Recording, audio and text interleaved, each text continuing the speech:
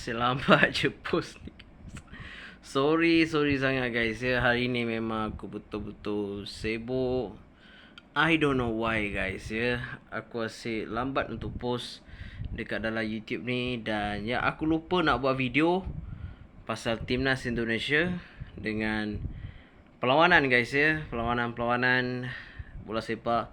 Man, aku nak sangat cerita pasal bola guys dalam channel ni, tapi I don't have time untuk edit. Dan yap, macam biasa, reaction semua. Man, aku harap aku dapat buat 3 video ini. Tapi hopefully aku ada banyak masa guys ya untuk aku buat konten. Lagi-lagi aku mostly post dekat TikTok. Dan siapa belum follow TikTok guys ya. TikTok Bola Goat guys ya. Korang search je Bola Goat, easy. Okay, aku dah letak link in description. Kau boleh follow pergi ke account TikTok. Okay. Dan yep, memang aku more pada TikTok daripada YouTube. This why I don't have like time untuk post di YouTube. Itu sebab sampai aku lambat post. Sampai malam baru aku nak macam fikir untuk post video dekat YouTube ni.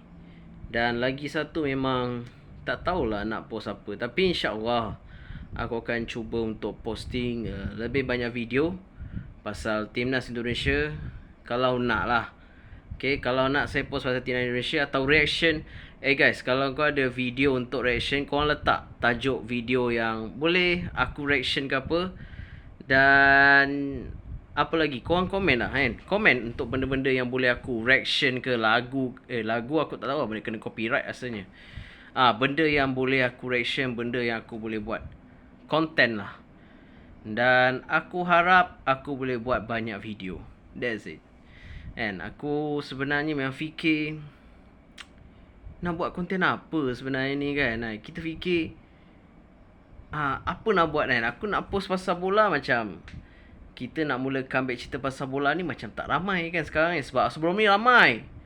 Right now macam aduh, dah tak ramai pula.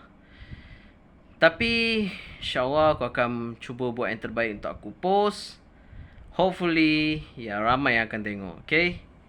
Dan ya, perlahan-perlahan guys ya. Perlahan-perlahan. Hari ni hari yang ke-22 guys. Hari 22 dah. Bro, 22 hari dah guys. Bro. Tapi apapun, terima kasih semua yang mana support untuk channel Bola Goat ni. Dan aku harap aku akan lebih banyak lagi post, banyak lagi buat konten. Ya, banyak sebenarnya, tapi nak kita rajin atau tidak aje. Okay guys, itu sajalah video kita kali ni. Banyak video nak kena buat ni. Bukan satu atau dua, tapi banyak video nak kena buat. Okay, lot.